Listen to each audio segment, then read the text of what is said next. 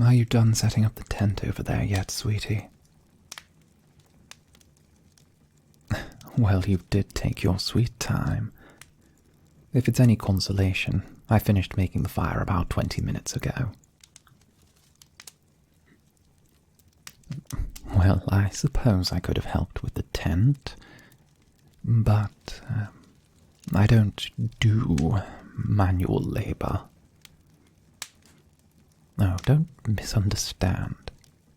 I simply think that if it can't be done with a spell or incantation, it's below notice. Now, come, sit. You've been so good. I'll even let you sit next to me. Yes, a high privilege indeed. I'm going to choose to blatantly ignore the sarcasm in that remark. I will give you this. You do know how to choose a good campsite. Good tree cover, shelter from the wind, and far enough from the road to deter prying eyes. A shame, really. We're neck-deep in bandit country, and I haven't seen a lick of trouble.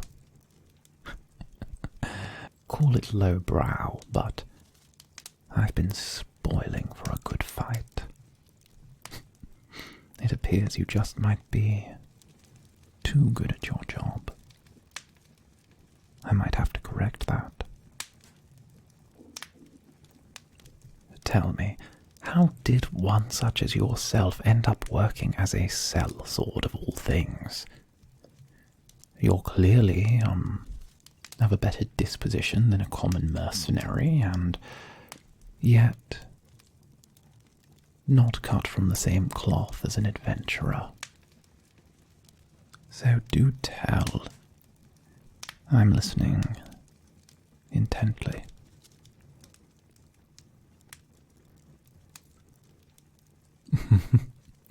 How mysterious. Then again, I'm not one to complain about such things. Mystery always has a certain allure to it, provided you can pull it off. I know I can. And I would say you do a fine enough job too. What about the blade, though? You've had no reason to draw it yet. Tell me, can you use it, or is it merely for show?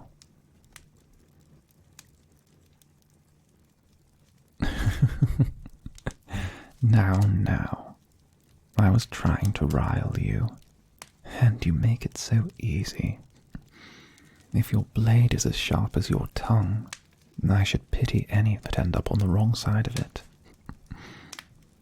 But pity is a luxury few can afford. We must go about our work, even if the voice of conscience still rings in our ears.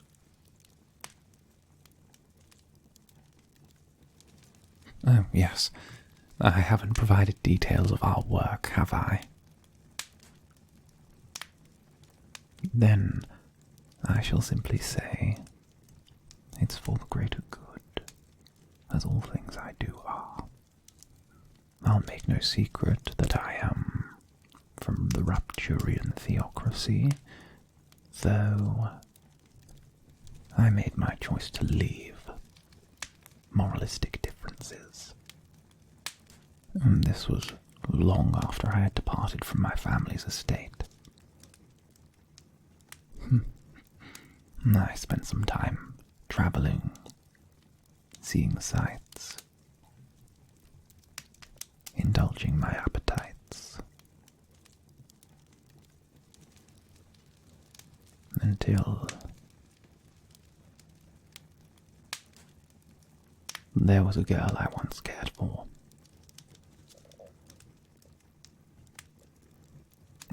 No, not in that way.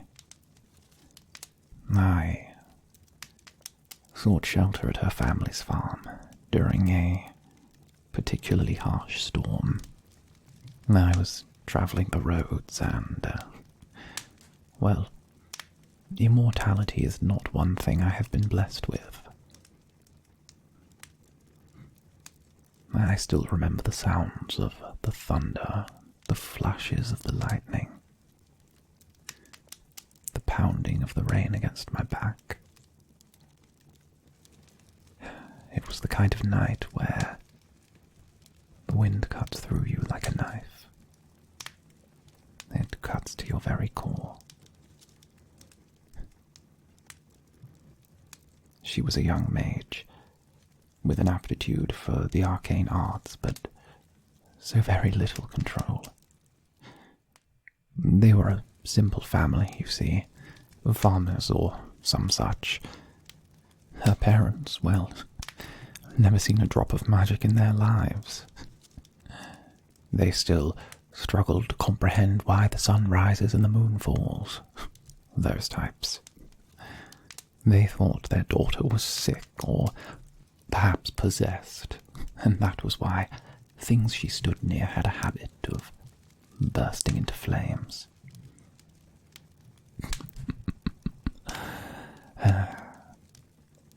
They were a simple family, but honest folk. They offered me shelter when I knocked on their door and asked for nothing in return. It only felt right that I assist. I could see from the way she was going. She had less and less control by the day. Eventually, someone was going to get hurt. At first I found her an annoyance, but I suppose over time I came to care for what happened to the girl. I stayed on that farm for far longer than I should have. And then that's where I'll end the story.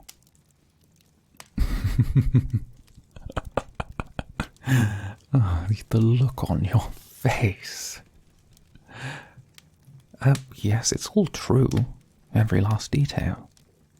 I just know there's nothing more frustrating than hearing a story, but not hearing the end of it. Call me devilish. A good story leaves you craving more. And obviously now you'll be spending waking moments wondering what happened and how did I end up here now. It's the mystery, and I love the mystery. After all, we did agree. Mystery was very alluring.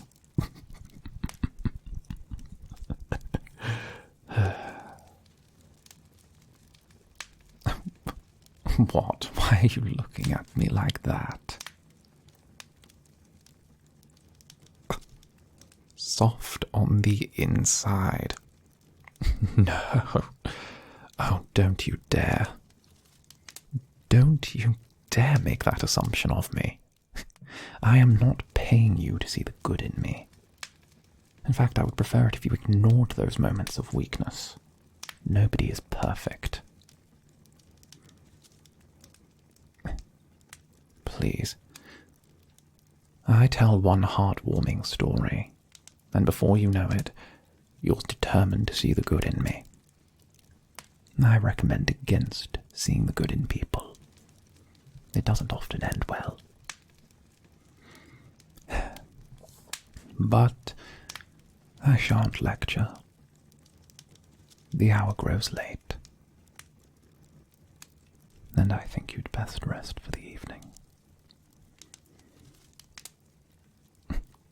Take watch. No. Don't worry about taking watch.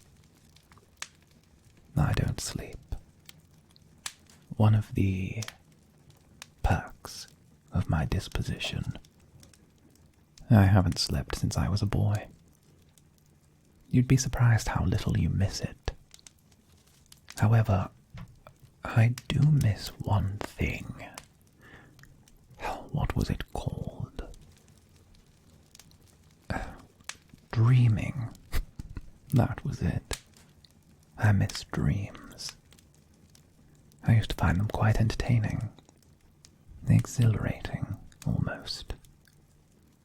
Although, not needing to sleep allows for many nocturnal activities. A fire and a good book are what suits me. We humans spend half our lives asleep. With all the extra time I have, I prefer to devote it to something of use.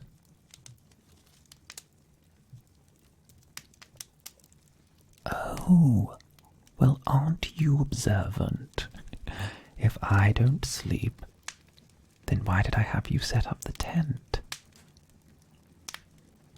Well, you looked rather tired. And if you're going to be accompanying me on my journey, you'd best get some rest and be fresh for the day ahead. Just because I don't sleep doesn't mean you have to forego it either. Now, I think I've shown you enough leniency in your bedtime. Off with you. I'll have breakfast ready for you tomorrow morning. I can't have you travelling on an empty stomach. And no, this is not a moment to see the good in me.